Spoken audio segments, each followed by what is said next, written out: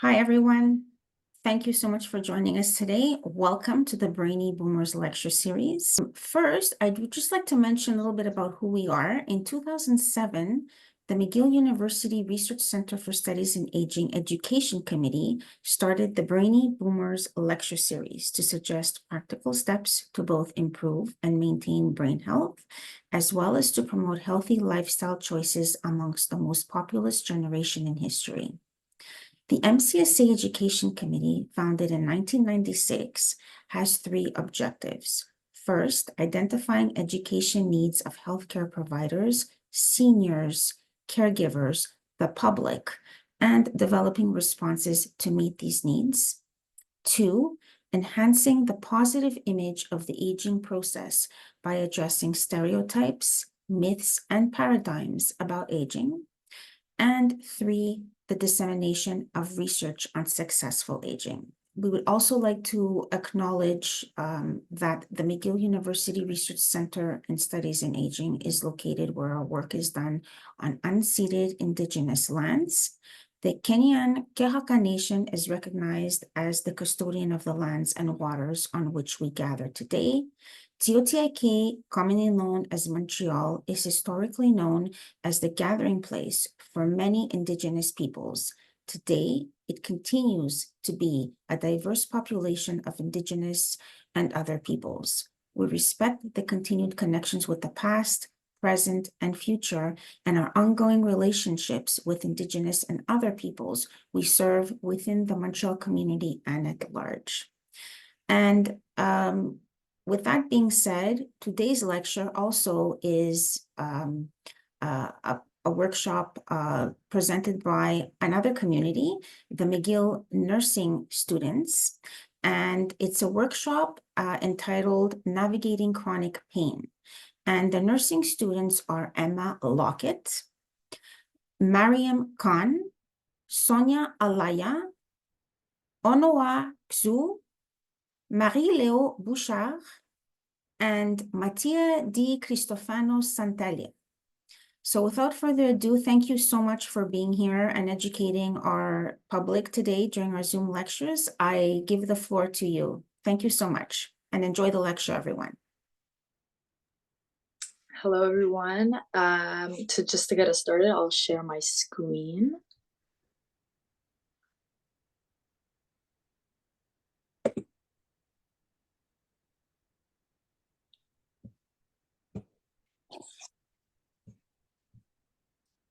So can everyone see my screen?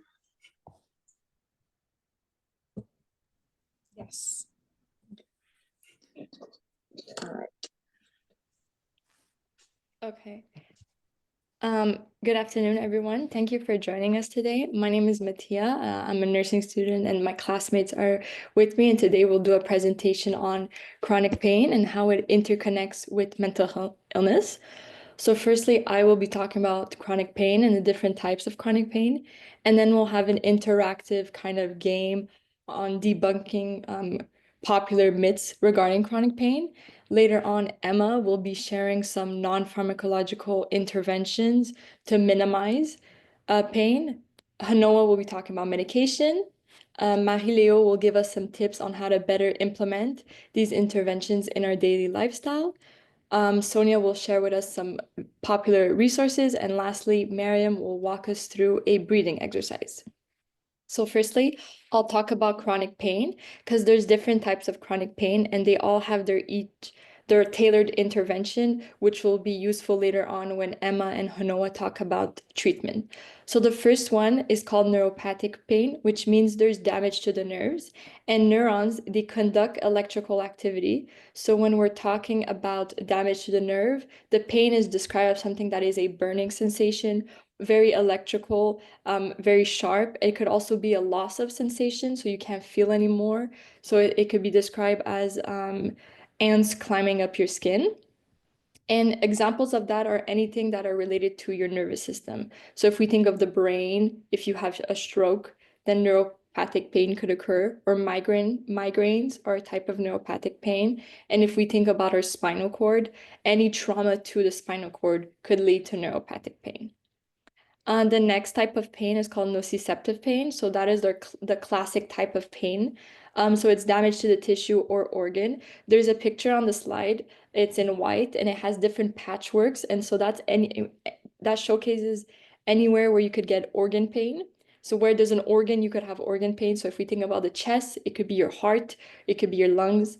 If we think about your abdominal area, it could be your stomach, your small, your big intestine. If we think about your back, it could be your kidneys. And so that pain is usually described as something that is an ache, a throbbing sensation. It's very sharp. One of its main characteristic is that it's very localized. So if any physician or nurse or any healthcare professional asks you where is the pain, it's very easy to point to the area that hurts you compared to any type of other pain. Examples, if we talk about damage to the tissue, an example is if you woke up from surgery, while the tissue in question here would be your skin, it would be damaged because the surgeon cut through. And now there's stitches. So that's an example of damage to the tissue. And if we talk about organs, it could be, for example, kidney stone. The stones, they're damaging your kidneys. And so that is causing nociceptive pain, more precisely nociceptive organ pain to your back where your kidneys are located. The next type of pain is called psychogenic pain. So this one, there's no physical apparent reason. It's connected to your mental health. So psychological factors, it could be like anxiety or depression, and they lead to a description of somatic symptoms. And basically that means your sympathetic nervous system is activated. And when we talk about that, we're talking about your fight or flight. And that means, for example, your body thinks that you're either fighting for your life or you're running for your life. And that encompasses symptoms of like you become short of breath, very nauseous, and you could have like heart pain, for example. The next one is inflammatory pain. So it's related to your immune system, and there's an activation of an inflammation cascade. We have the 5 cardinal signs of inflammation on the board in green. The main one, we have pain. So it's tender to the area where let's say you touch the area, it's very sensitive to any type of pressure.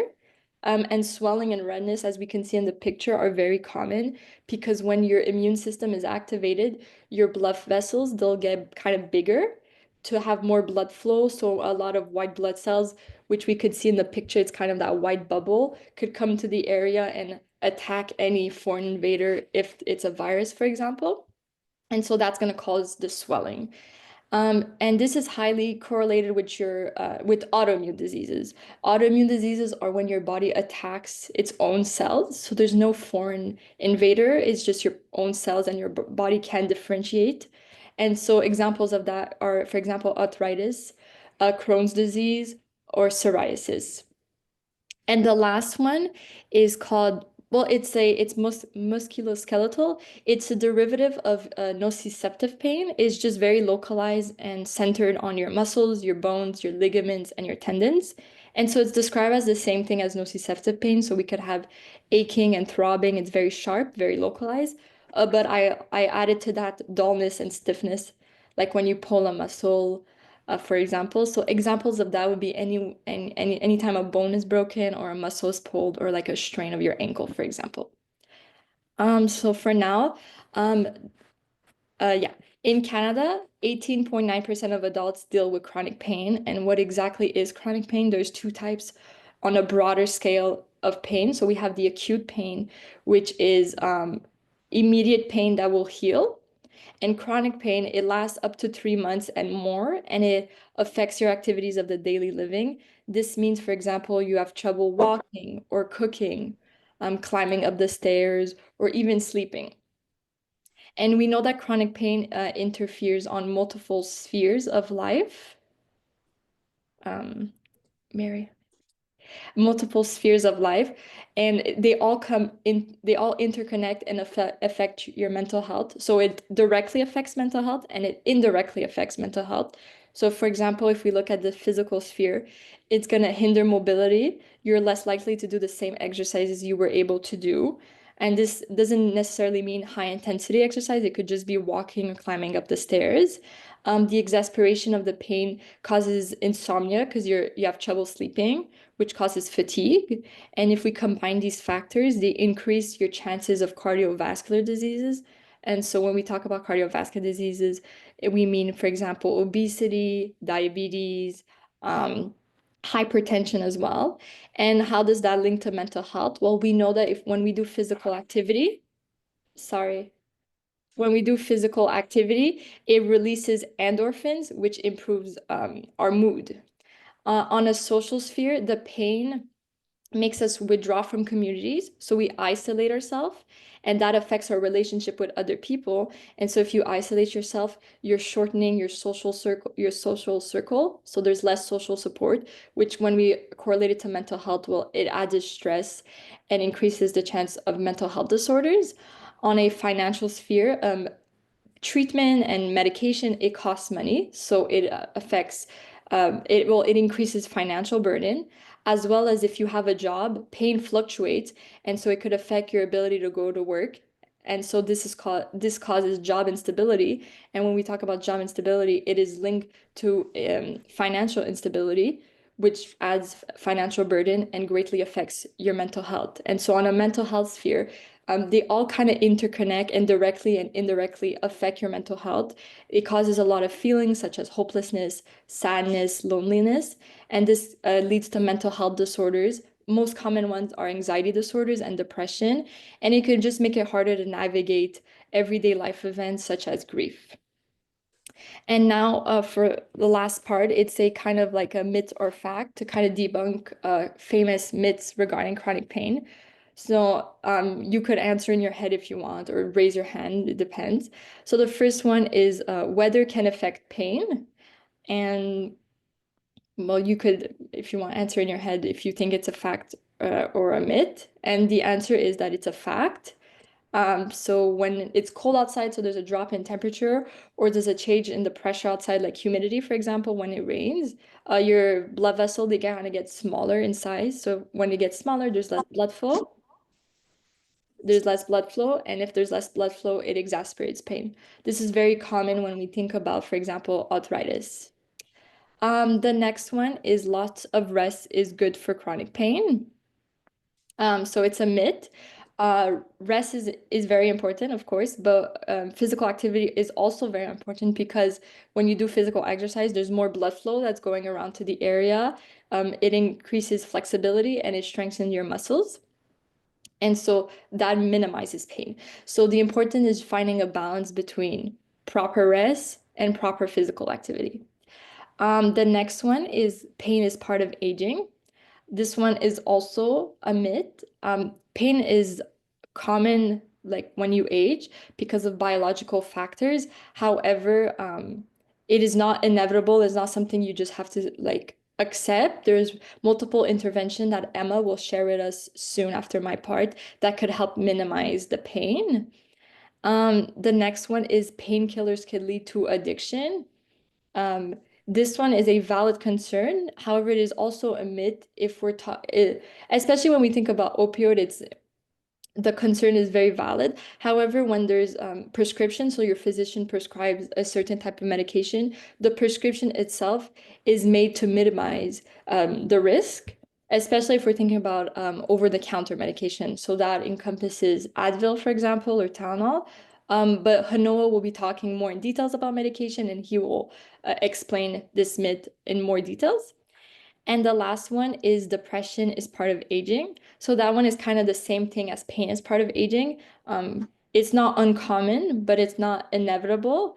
And depression at any age is a combination of social factors like your physical health, your social circle, life events that occur.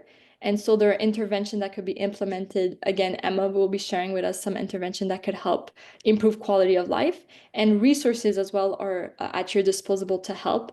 And Sonia will be sharing with us these resources to improve quality of life. Thank you very much. Hello, everyone. So my name is Emma, and I'm going to be talking about some non-pharmacological therapies. So here we're talking about interventions and skills that are not related to the medications that you have prescribed and medical treatments that you might be taking to help with your pain. So though it might not seem like the most effective way of confronting the issue of chronic pain, it's actually shown to be equally important to try these therapies to see the benefits that they can have on lowering the pain that you experience. They can be done, Miriam. These therapies can be done alone, like the different examples I'm going to give can be done individually, but you can also combine them with the medications that you might be taking to enhance the effects of analgesia, so lowering the pain. Like I said, they can be a vital part of managing chronic pain, and they can be classified into 4 categories. So the first one is a behavioral classification, which are interventions that are more for short-term pain relief.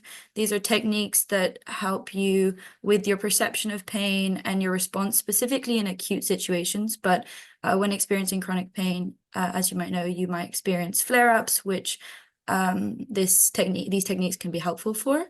Then we have a cognitive classification, which is more about altering your thought patterns in the long term about pain, which can help you modulate your long-term pain and any disabilities that might come from that. We also have integrative therapies, which are a combination of conventional and alternative therapies. It's a more holistic approach, so things like meditation or massage therapy or yoga. And then finally, physical, which Mattia kind of already touched on, the benefits of physical interventions, but remaining physically active can improve your function and therefore decrease your pain. So I'm going to go through some general examples. The efficiency of these different interventions will depend on the type of chronic pain you have, its location, etc.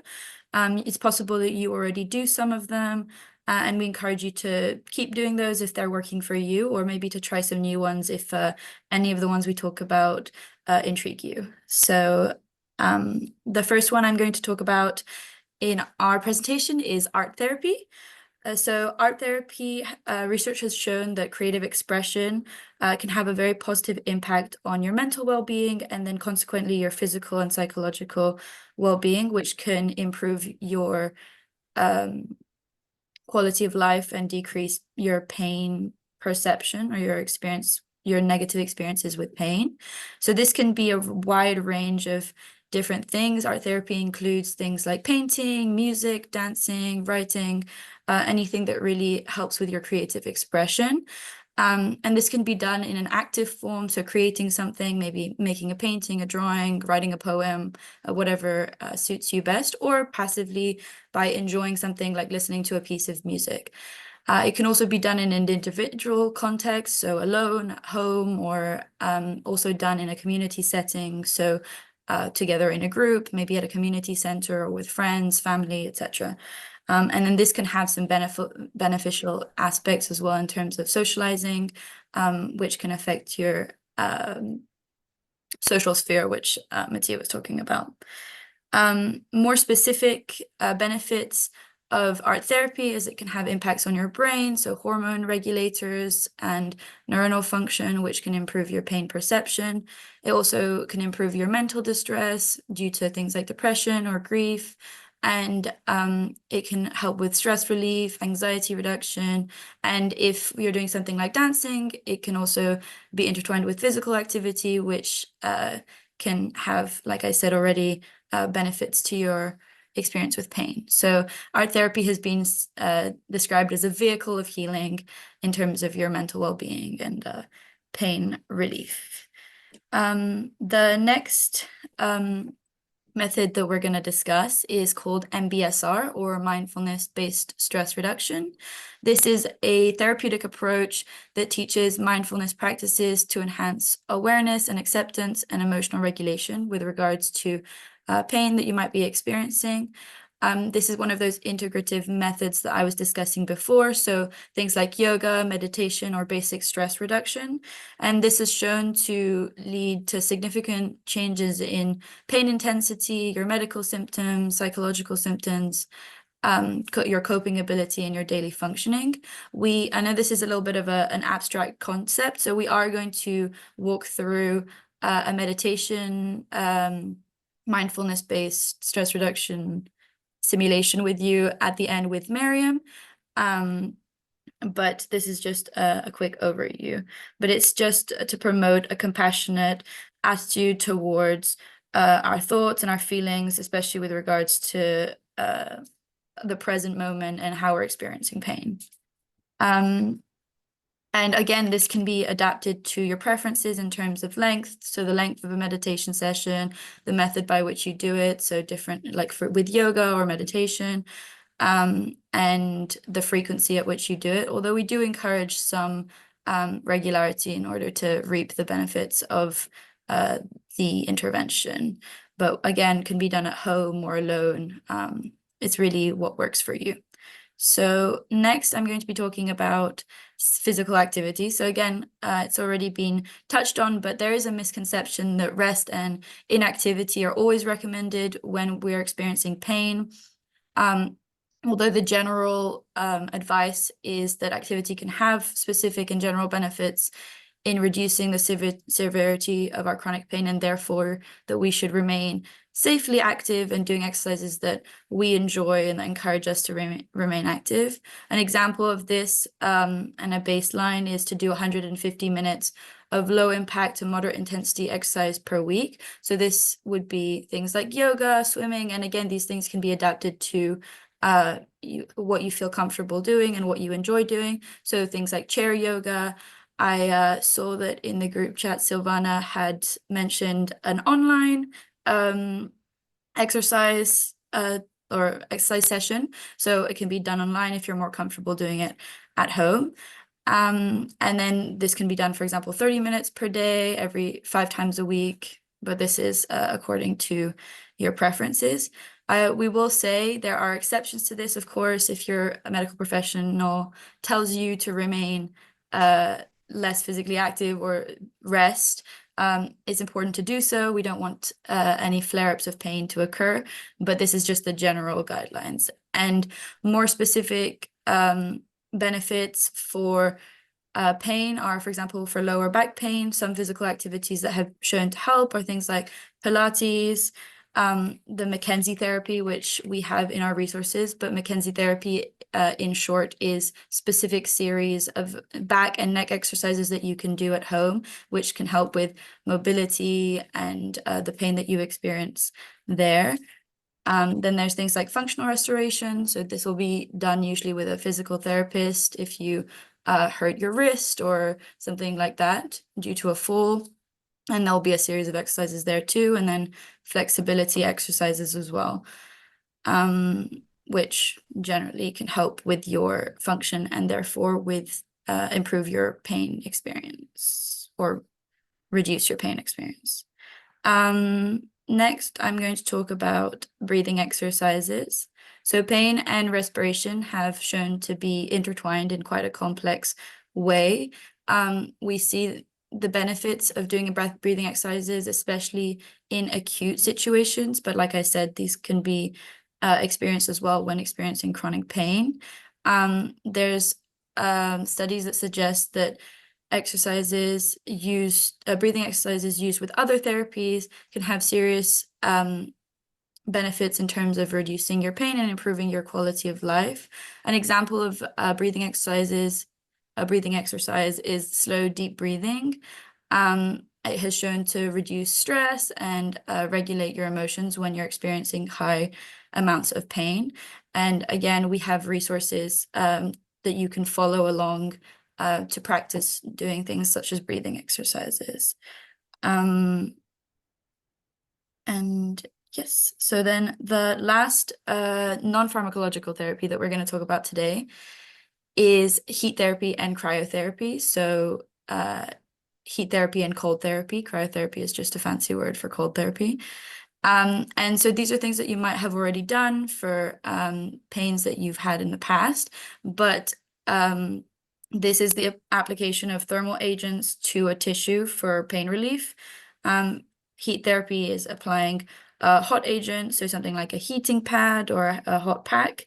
And the benefits of this, like Mattia discussed, is that it enhances with hot weather, for example, but this here you're doing it artificially with a hot pack, but it enhances your blood flow and it relaxes your muscles, which can help alleviate pain. And then with cryotherapy or cold therapy, using an ice pack or something like that might limit inflammation in an area you might be experiencing pain, and also alter nerve conduction, which modulates your experiences of pain. And overall uses of these therapies are, for example, with neuropathic pain, if you have you're experiencing this because of diabetes or spinal injuries, etc. It can also help with joint pain and for specific conditions like osteoarthritis or fibromyalgia. And so like you see, a lot of these therapies that I've discussed are quite intertwined. There might be specific benefits to your situation that you might take from this. And so we just encourage you to try them out and see if they work for you, and that's about it. So I'm going to just do a quick quiz as well, like Mattia. If anyone feels like turning on their microphone to answer one of the questions, feel free to do so. The first question is, what are 2 examples of the non-pharmacological interventions that I discussed in this presentation? So any of the ones that I might have brought up, if there's one that interested you in particular, you can just say one. I don't know if anyone is interested. No. Tylenol arthritis medication. So that can be helpful for pain, I'm sure. But I was asking more specifically the non-medical ones, so not medication. Oh, So one of okay. the ones that I might have discussed just now. Art therapy? Exactly, yeah. So art therapy is one example. Thank you for sharing. Is there any other example? And Deep the breathing. Cryotherapy, yeah, exactly. Yoga. I talked about breathing exercises, physical exercises. So there was a lot to choose from. Thank you for participating. Then the next question is a true or false. We're clearly trying to ram in this point, but is rest always recommended when experiencing pain? Is this true or false? False. False, exactly. It's not always recommended unless your doctor's orders specifically indicate that. It can have serious benefits. And then my last question is going to be a fill in the blank. So blank helps to reduce inflammation by employing cold agents. So would this be cryotherapy or heat therapy? Cryotherapy. Exactly. Thank you very much. And I'm gonna let Hanoa take over, and he's gonna talk about pharmaceutical interventions. Thank you, everyone. Right, hi everyone. My name is Noah. I'm also a nursing student at McGill. And I'm going to be talking more about like the medication and drug side of interventions for chronic pain. Just a disclaimer, the information here is just for your knowledge. It's not supposed to replace any actual orders and whatnot given by your pharmacy or doctor. So I'm going to cover 3 main topics. So we're going to, again, build off of what Mattia said about the types of chronic pain and how that relates to medications. I'm going to quickly touch on some commonly used medications and then talk about some like insider info, some tips and tricks for medication use. So for starters, we talked about the 2 types of pain, right? The nociceptive and the neuropathic pain. Now, nociceptive pain, it's detected because through pain receptors, and this signal is sent to your brain, whereas neuropathic pain is from nerve cells that are damaged. And from this damage, it causes abnormal signaling through the brain. So for now our commonly used pain medications. So the first one, we're going to talk about NSAIDs, also known as non-steroidal anti-inflammatory drugs. Now these are your typical over-the-counter drugs that you can use. So as in the name, the indication or what type of pain you want to use this for is number 1 going to be inflammation. So nociceptive pains and musculoskeletal pains. And one tip for this one is they can cause stomach ulcers, so you want to take them with food to help prevent that. And a consideration is if you have cardiac, gastrointestinal, or kidney issues, you should be much more careful with it and consult your doctor or pharmacist before taking them. Now, for neuropathic pain medications, all of these ones are prescribed medications. So, for example, let's say you're taking the NSAIDs and it's having zero effect, and the type of pain that you're having is more close to neuropathic. So, like tingling sensations, like shooting pains, then you might want to consider speaking to your doctor or your pharmacist about getting a prescription for these types of medications. So we have two main classes here. You have epentinoids and then SNRIs, which is serotonin norepinephrine reuptake inhibitors. And both of these drugs, they essentially modulate the signaling in your body to help so that the damaged nerves are not shooting these abnormal signals to your brain. Now you may be wondering about what about these ones? So Tylenol and opioids. Now from the research, Tylenol is not considered first line. However, patients have reported benefit from using it. So what the point is here is that if it's working for you, you don't necessarily need to change to NSAIDs or Advil. And then for opioids, and the research does not recommend opioids because they have long-term side effects and risks. So we all know there's a risk for dependence and addiction, and there's some other side effects such as constipation. It can affect your breathing as well. And now the evidence, it points to only small short-term benefits. So for chronic pain, because it's long-term, it is not recommended. For some kind of insider info, some tips. So this is when taking medication as needed. Now, as Emma mentioned before, it is good to take medications and use them in conjunction with non-pharmacological options. Now, what can this look like? Let's say, for example, you like to go on walks, but when you go on walks, there's a bit of pain that you get. Now, in order to combine these two therapies, one thing you can do is take the medication around 30 minutes before you go on this walk.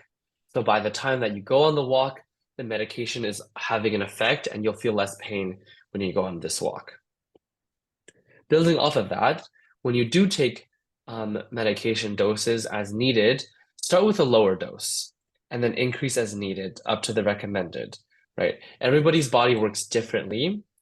So for some people, let's say a smaller dose is going to have the same effect as a larger dose. And in general, if you like, you only need to take as much as you need, right? So start with a lower dose and then increase as needed. Another small tip is there's different forms of medications. So in addition to, let's say, pills, for example, there's gels, creams, lotions, and patches. Now, these are also very effective, specifically for localized pain. Now, let's say, for example, you have pain just in your knee, in the knee area, your leg area. If you can find a patch or a gel that can just directly affect this area, that would be also really good compared to a pill, which will might have systemic issues on the body, systemic effects on the body. And then for the next slide, this is mainly for prescribed medications. Why is it important to follow a schedule? Right. Now this is, again, for constant pain. Now, when you have constant pain, the goal of this prescription that your doctor or pharmacy has given you is to have optimal pain management so that your pain is constantly being relieved, right? We want to avoid the cycle of feeling pain and then taking the pain med and then waiting to feel pain again. Because the drug takes time after you take it to have an effect on the body, by the time you start feeling pain and you're taking it, the pain is going to be worsening. So we want to prevent that, right? We want to just have try to have constant pain management. So on the next slide here's a little graphic that shows in the light blue box here, that is the concentration, for example, of what you want in your bloodstream for the drug to have an effect. So essentially, you want to take it before you start having pain, which is what the schedule is designed for. Now, for the next slide, I have some true or false questions. If you guys want to answer out loud or put it in the chat. The first question, true or false, medication scheduling is important to maintain continuous, constant pain management to avoid ups and downs. True or false? True. True. Anybody want to type in the chat? Any other answers?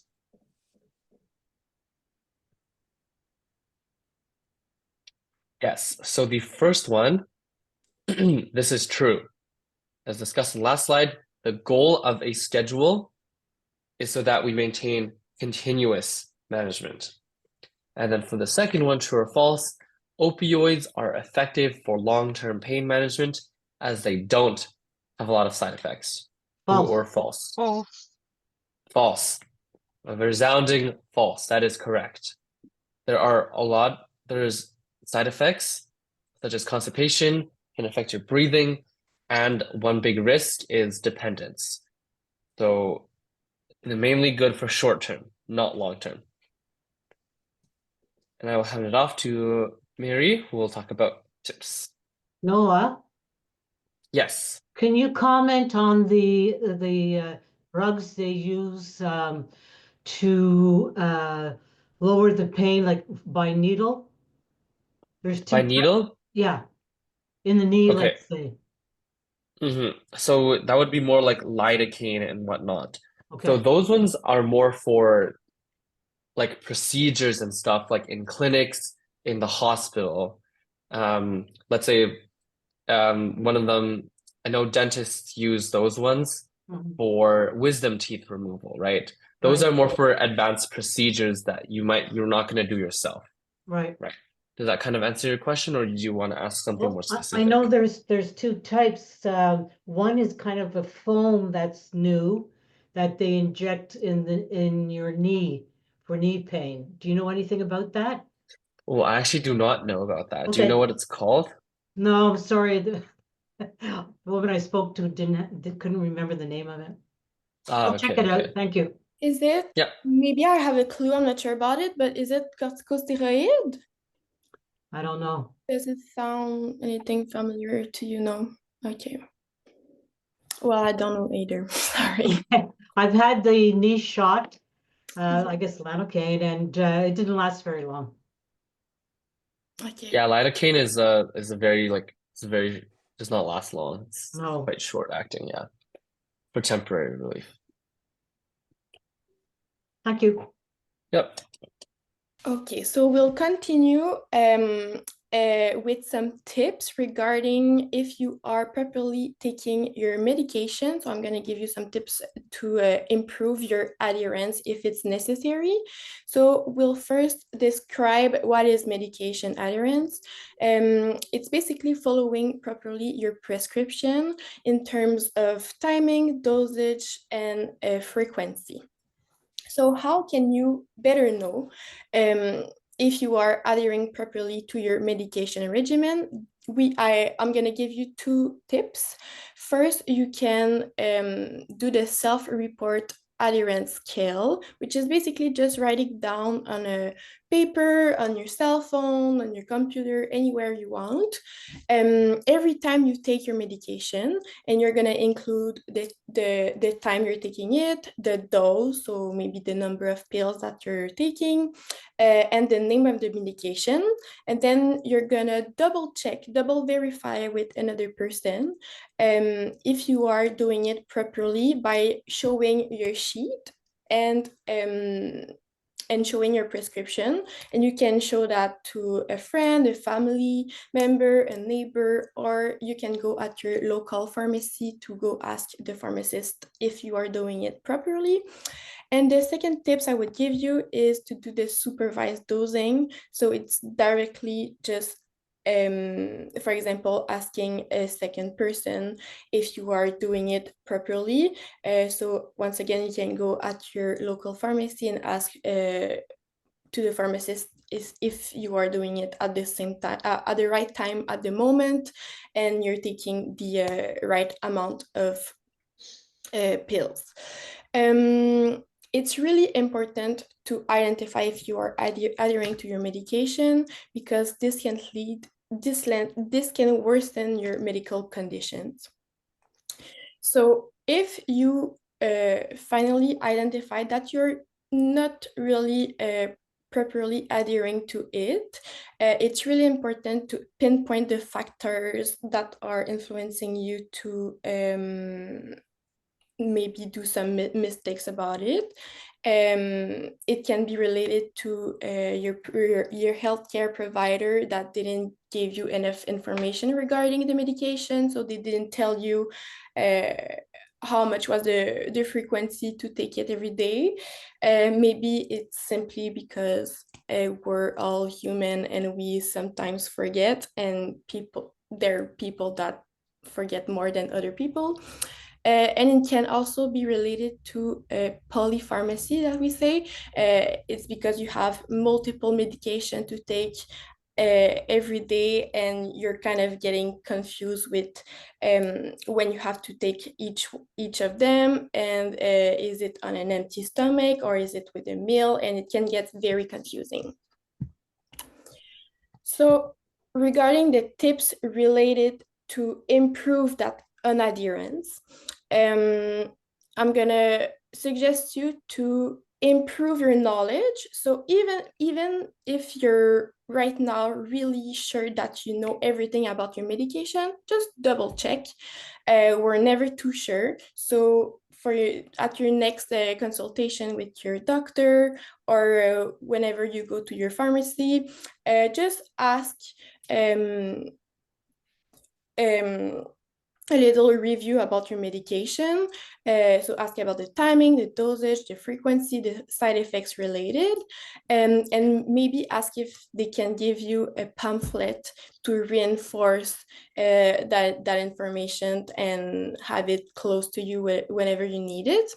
I know that some pharmacy give the service to send you like an automated call and emails or text messages each time you have to take a certain medication. So maybe you can explore that with your pharmacy, but you can also put on your cell phone an alarm and put, the name of the medication that you have to take at that time, so you're sure that you won't forget it.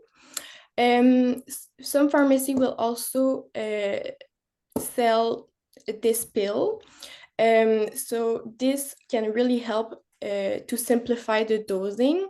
So it's basically a package that will organize your medication by morning, afternoon, evening, and bedtime.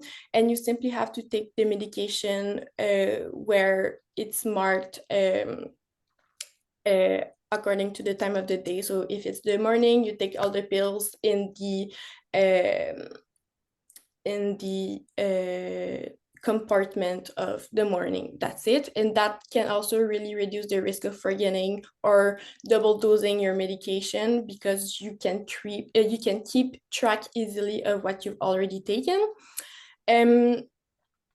Another solution could be, if possible, to simplify your regimen. So your medication regimen, you can ask your doctor if it would be possible to, for example, take a medication that is slow released. So you only have to take it once a week instead of once every day. So that can reduce the risk of forgetting your medication. But again, it might not be possible. So you have to explore the options according to your health issue.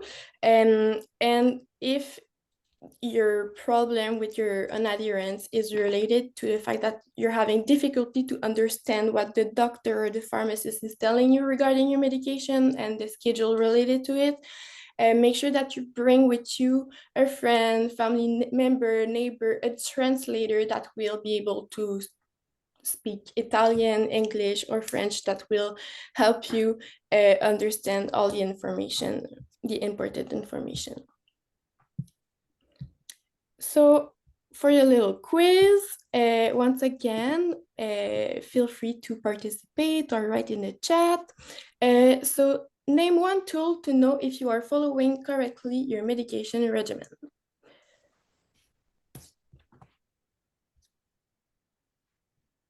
Does anyone want to tell me?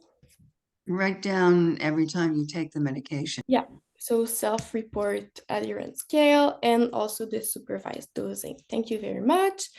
True or false, skipping a medication dose has no impact on your health outcomes.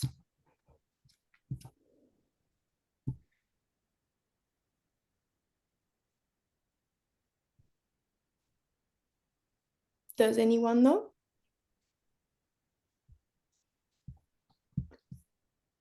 It's false. It can worsen your medical conditions. So that's why I'm giving you tips right now to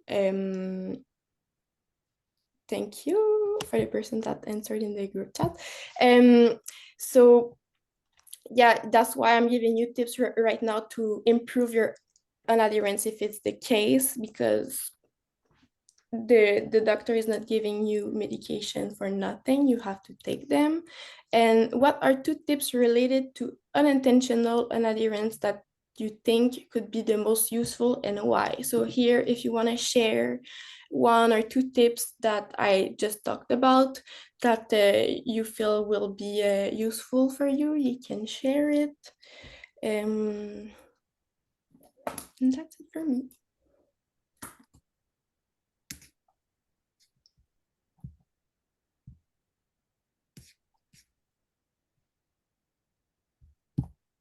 Does anyone want to share while I pass the mic to Sonia? Sonia, you can go ahead. So I will be talking about resources that will help you with your mental health, with your grieving, or even breathing exercises or meditation that could help you lower your chronic pain.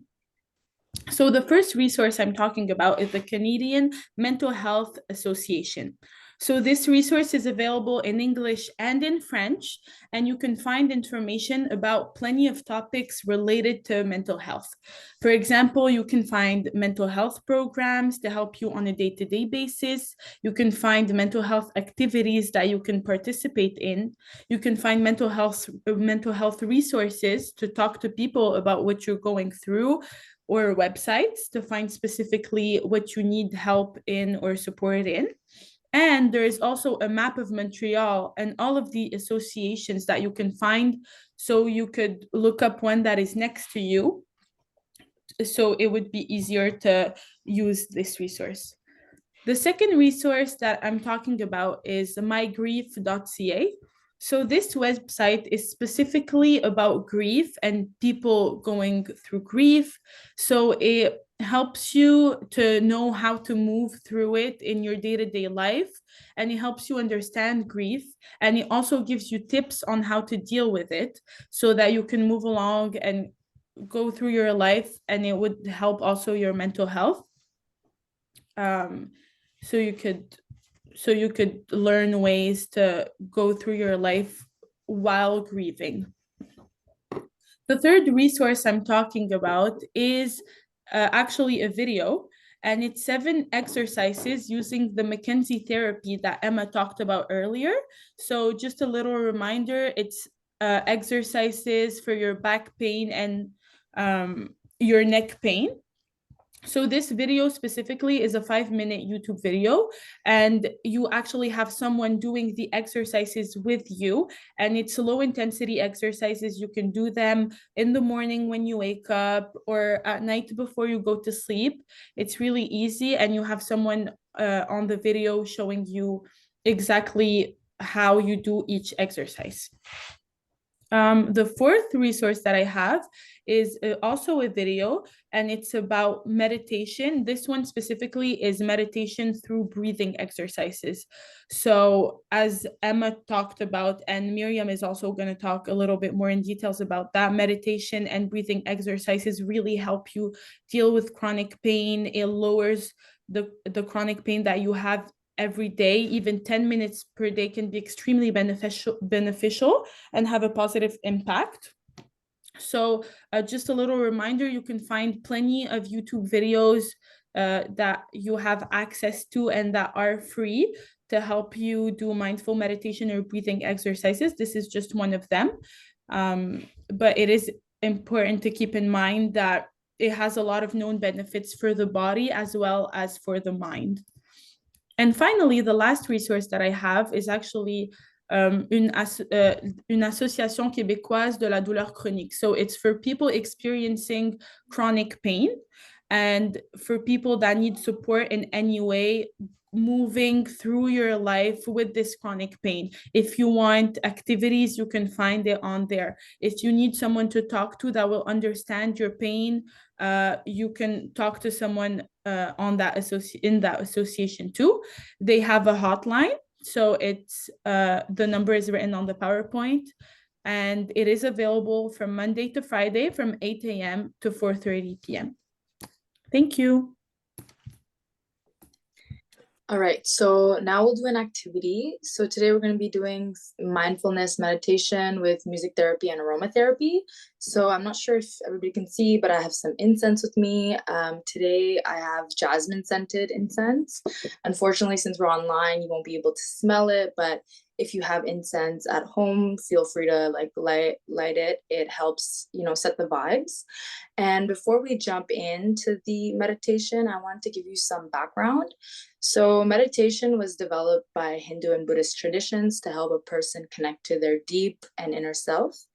It has also been shown to have many benefits, such as improving pain, improving depression symptoms, and also improving quality of life.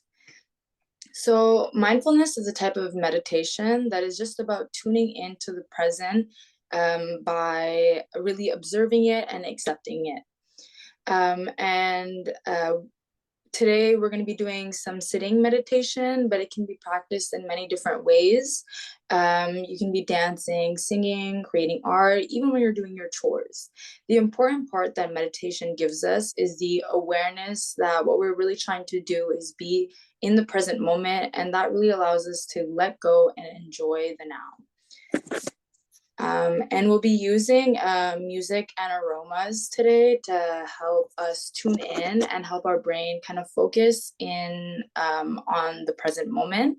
And it also helps create an ambiance and has been shown to improve motivation for us to kind of continue practicing this.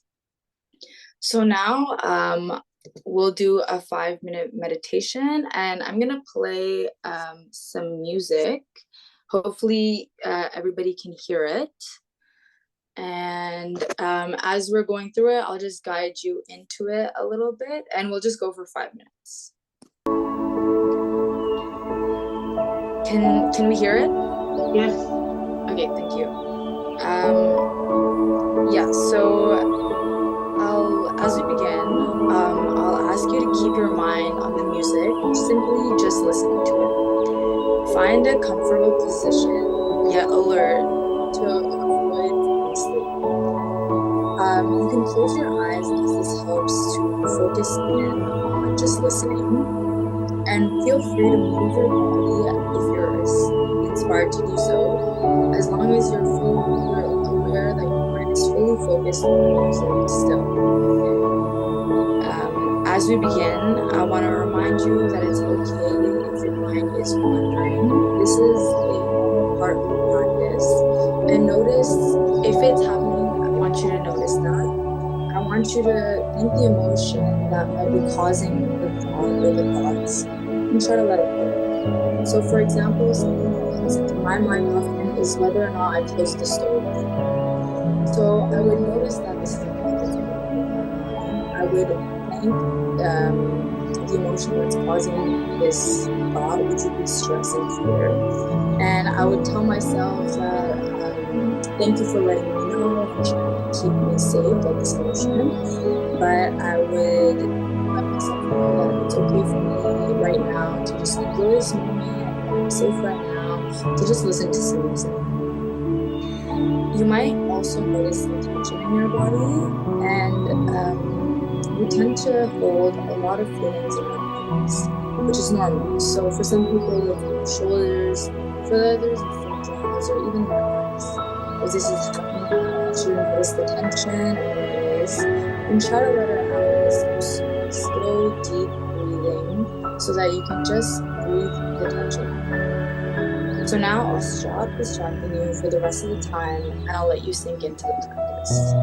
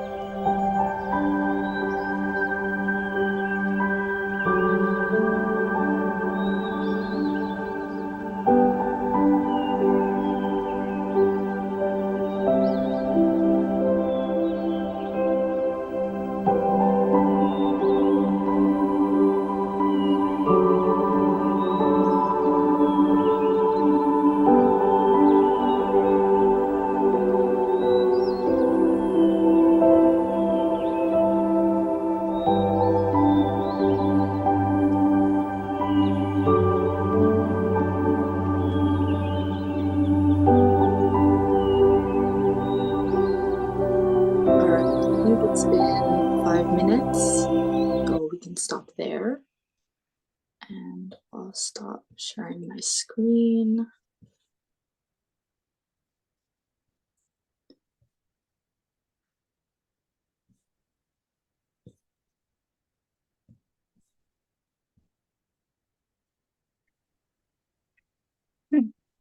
So that concludes our presentation. Thank you very much, everyone, for listening. We hope it was interesting or maybe a little helpful.